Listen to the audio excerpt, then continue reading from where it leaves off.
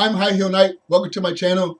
This is my miniature review of Bandersnatch, the Choose Your Own Adventure movie on Netflix. Now, I'm letting you know there will be minor spoiler in this video, but I don't consider it a spoiler.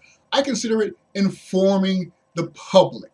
That way they can make a proper decision on whether or not to experience the Bandersnatch movie.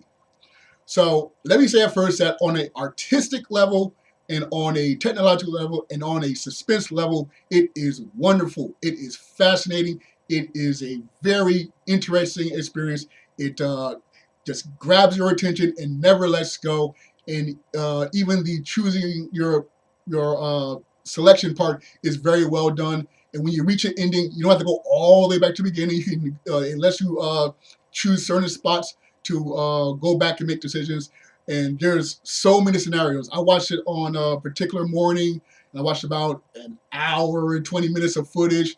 And then a couple days later, I watched it again. I made a couple of different choices, figured there wouldn't be much changes, but there were a lot of new scenarios and things I did not experience.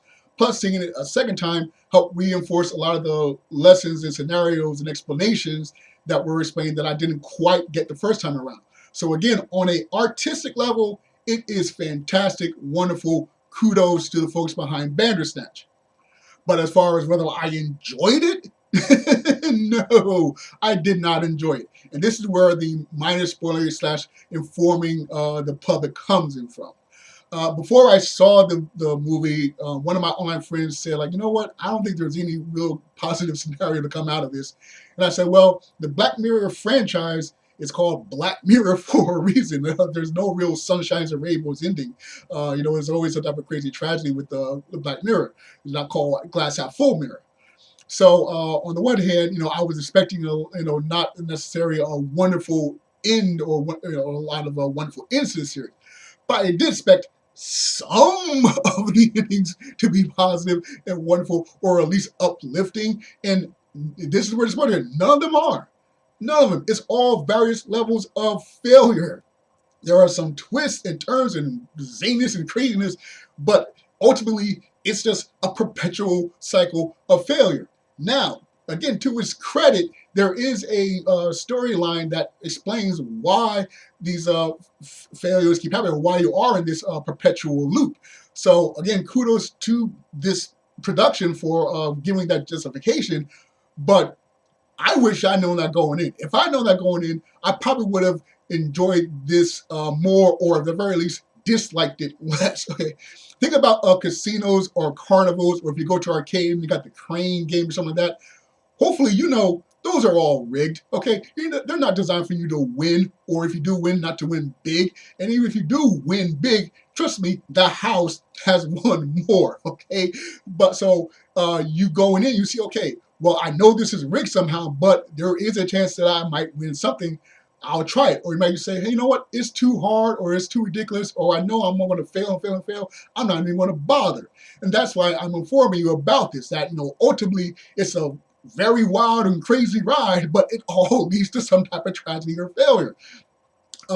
And another problem is, using my casino scenario, they know they have to let people win at certain points. They just can't allow failure, because ultimately people will stop playing. If no one ever wins, eventually everyone stops playing. So that's why they gotta let you win a little bit here, win a little bit there, give you this little prize, that little prize in all these rigged games or in the system. So again, that's another reason why you play. You probably won't win, but there is a chance you could get through it. Even when I made my own Choose Your Own Adventure game way back as a college project, I had 3 positive endings, and the rest were all various forms of death endings. But in order to get to those 3 positive endings, in the very first choice you had 3 choices, and only one of those choices could lead to those ultimate positive endings. The other 2 choices would ultimately lead to failure no matter what you do. And about a week before it was time to return the project, I thought to myself, you know what? That's unfair. That's unfair to the player that their very first choice is going to decide whether they live or not. So I decided to change one of the options and made a completely different path, creating a 4th positive outcome. Now that 4th outcome isn't as good as the other 3 outcomes. There's a really great one and less, but still there's some level potential of success. And that's what's missing from Bandersnatch. There is no success whatsoever. So if you know that going in, you'll probably enjoy the experience more as opposed to going in trying to watch and watch and watch and twist and turn and choose if it like wait, what? There's no way out.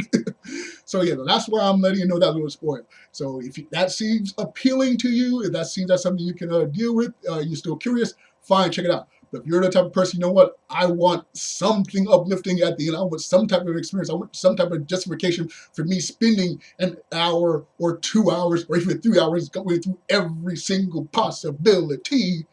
Yeah, this might not be for you. Okay, so that's my miniature review of Bandersnatch. I'd love to know what you think. Be sure to share your comments in the comment section. Be sure to like, share, and subscribe, or dislike, share, and subscribe. Once again, I'm High Heel Knight. Remember, find inspiration everywhere.